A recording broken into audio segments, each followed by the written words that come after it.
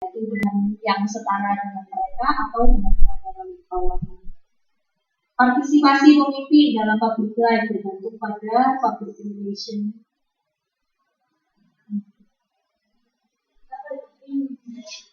Apa ya? public relation minded. Public relation minded. Jadi pimpinan itu kan seseorang yang bukan hanya biasanya dirasani sama bawahannya, tapi juga biasanya dirasani sama orang-orang luar. Gitu. Misalnya pimpinannya RCTI ada Haritanu Sudibyo, terus pasti banyak lah yang ngomongin, orang kayak itu belum pernah terjun di dunia politik udah mau nyalonin jadi calon presiden kayak gitu-gitu kan. Nah itu kan banyak yang ngomongin kayak gitu. Nah kalau yang ngomongin ini adalah orang-orang di luar dari RCTI, bisa jadi itu adalah public life-nya dia. Nah, supaya dia itu bisa membentuk citra yang baik, otomatis dia harus berpikir dengan public relation mandate. Oh jadi kalau aku ingin citra kayak gini berarti aku harus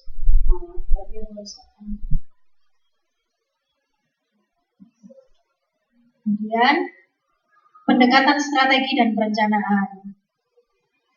Pendekatan ini adalah cara untuk memandang sesuatu. Misal, kalau misalnya kita ngomongin politik, berarti mungkin kaitannya dengan GBHN. Gitu. Kalau ngomongin soal komunikasi, mungkin kita memperhatikan nanti proses komunikasinya. Tapi kalau dalam bidang pariwisata, ini ada contohnya, pendekatannya seperti apa. Yang pertama kita harus mengerti soal ekonomi. Ya ukurannya jelas uang dong. Misalnya mau pariwisata di Cirebon gitu kayak gimana, harus diperhatikan dulu faktor ekonominya apa jadi seperti apa. Nah kemudian juga harus diperhatikan pendekatan persuasifnya. Mau nggak ya kalau misalnya orang Cirebon itu aku bangun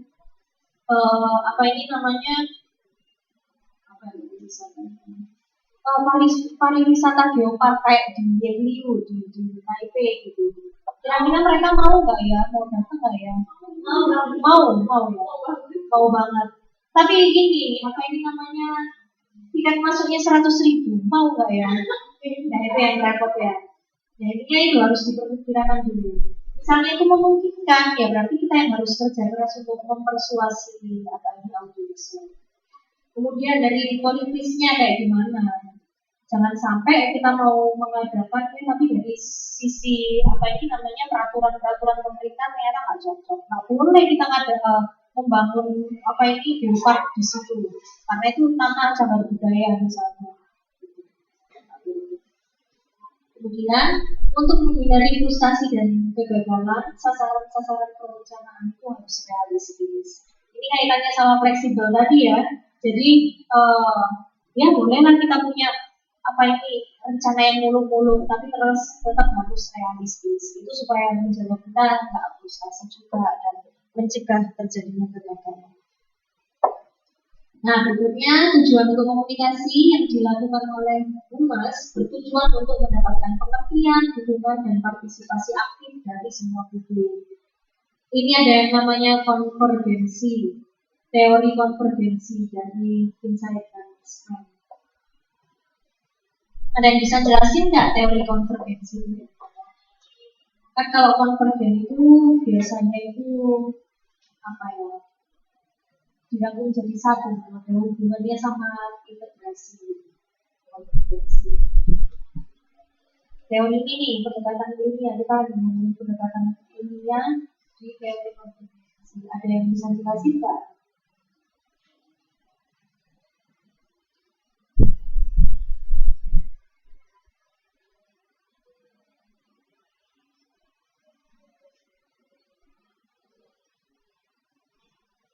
Lima, 4, 3, 2, 1.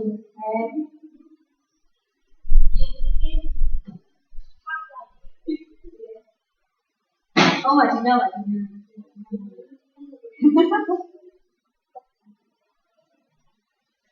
Konvergensi ini yang ditekankan di sini adalah sebuah dialog. Jadi yang namanya komunikasi itu kan nggak bisa kan cuma satu arah. Itu kan komunikasi massa yang dulu itu yang koran yang terus nggak ada surat pembacanya, kemudian TV tapi juga nggak ada kotak apa ini namanya kayak boxnya, jadi orang nggak bisa melipir gitu. Itu satu arah.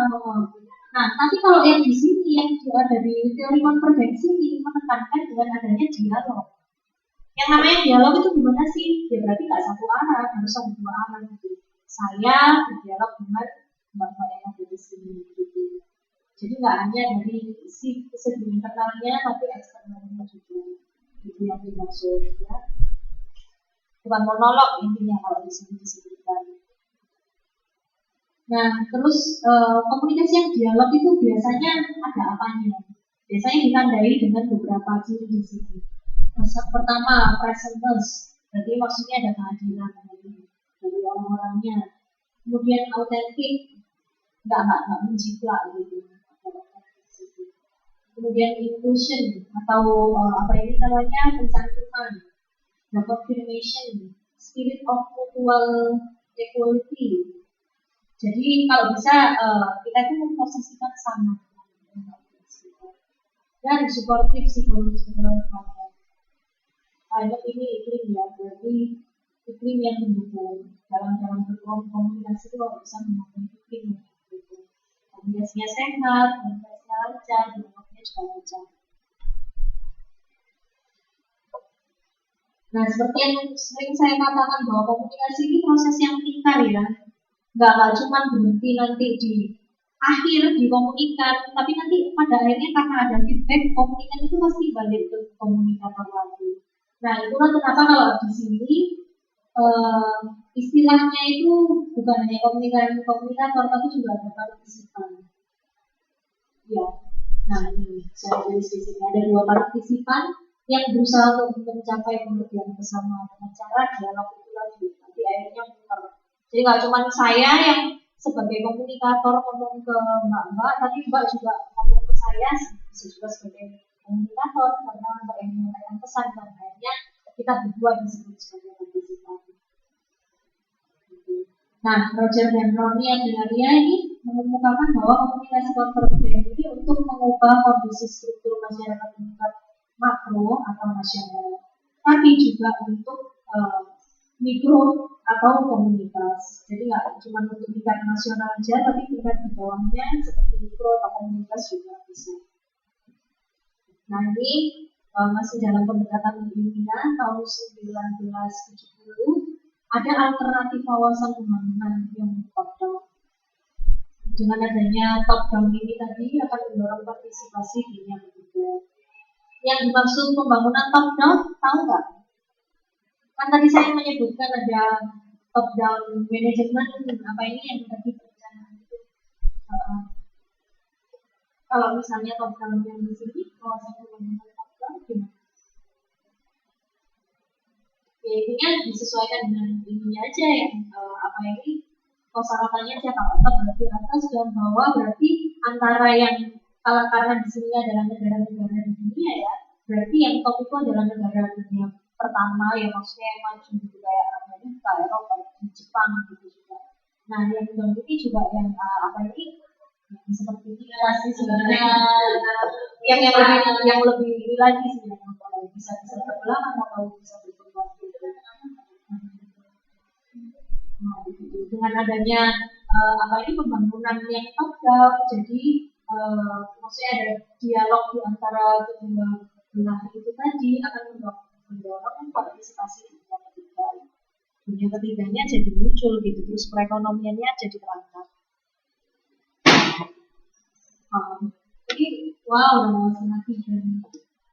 Saya sebenarnya bikin grup tapi orangnya cuma 3. Ya diskusi aja ya. Ya kalau ada yang mau ditanyakan. Yes.